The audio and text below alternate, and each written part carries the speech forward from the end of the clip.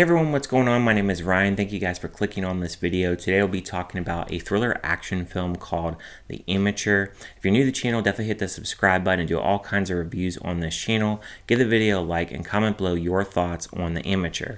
Now this film is directed by James Hawes, and he's done one other film I've seen before, and that is One Life, which I actually did enjoy that film, but it's probably more so a one-time watch. This film stars Rami Malek, Laurence Fishburne, and Jon Bernthal. Now, what is this film ultimately about? Well, it's about a CIA decoder in which his wife is killed in a London terrorist attack, and he tries to go to his supervisors to actually do something about it, and they do nothing, so he takes matters into his own hands. Now, I did see a trailer for this film quite a few times, and the scene that really sold me to go check this film out was the pool scene, which, going into my positive straight away, the pool scene is probably one of the best scenes, I would say, in the entire movie. There's an explosion that is a really cool scene as well. I like the fact here that Rami Malek's character, his character isn't like a Jason Statham where he can just beat up like 12 or 13 guys at once, not get a scratch. He's not that kind of character. He's a smart character in the fact that, he can decode certain things and decrypt certain things.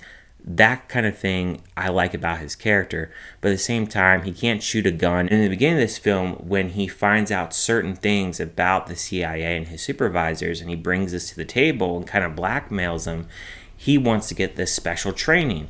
So Laurence Fishburne is the guy that is going to train him, and when he goes to this training, he's terrible at shooting a gun. In fact, he can't even do anything until he actually goes to basically point-blank range, and I thought that was pretty funny, and they kind of add a little humor to that, and I actually enjoyed that whole aspect of it.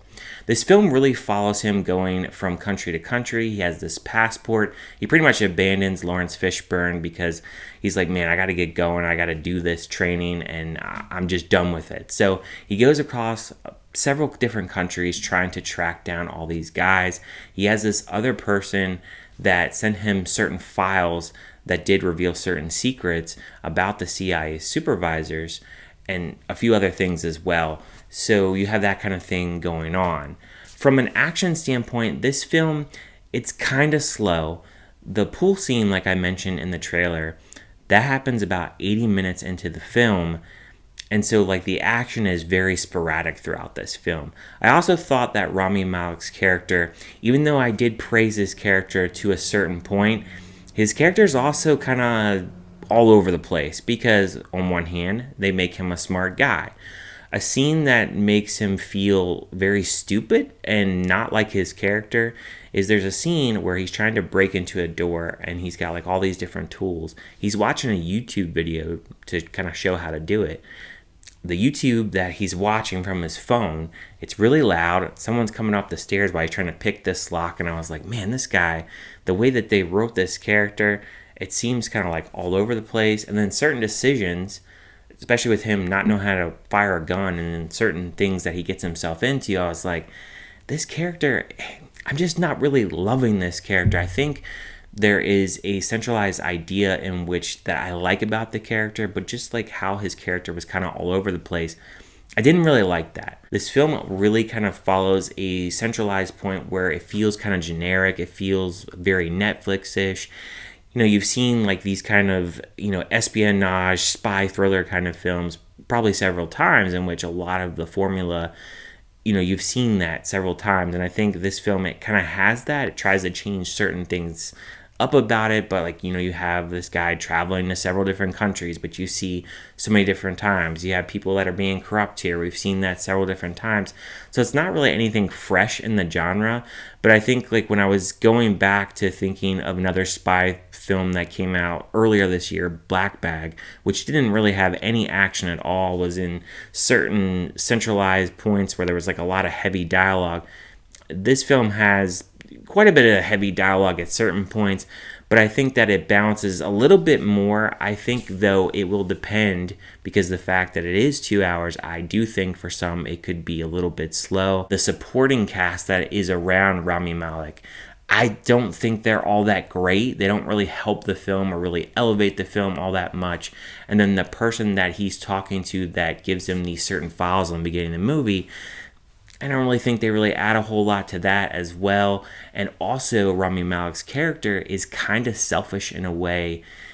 And I understand because he is in mourning, and there are scenes in here where they're showing like his wife and like the advice that she would give him. I like that they did put, you know, those kind of flashback scenes, like what would his wife actually say to him if she was still there, like seeing that mourning and seeing him kind of deal with that loss.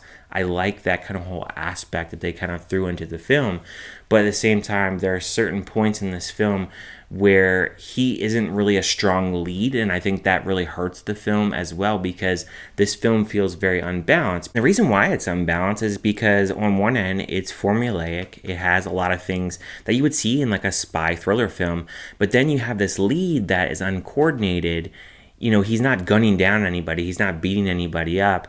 Again, that can be a good idea maybe if you have some other supporting cast around you, but he really doesn't. And the fact that, you know, I do mention that Jon Bernthal and Laurence Fishburne is in this film, they're not in the film enough to really help kind of guide the film along. And I think if they're in the film a little bit more, maybe if he has like a sidekick, or maybe if he has more help, or even if the person that he's talking to that gives him these files, if they're in the film a little bit more, then maybe you can kind of maybe forgive some of the mistakes that are kind of being made in this film. I could easily see why somebody wouldn't like this film and would be bored with it, and may not even really like the fact that it's 2 hours and it could feel like a drag at points, because I do think at points in this film it does feel kind of dragged out, because the first hour of this film, before we even get into the nitty gritty of him even, you know, going out to search for these people, we're kind of just building up to certain things that are going on, like the corruption that's going on, and then how he feels about his wife,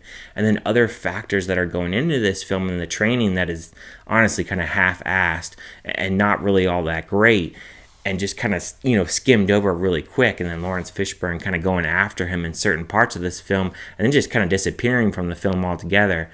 I didn't agree with that. So when it comes down to a score for this film, I think it's kind of messy. I think it's better than a black bag, so it's not like horrible, though I could see why some people would say it's not good.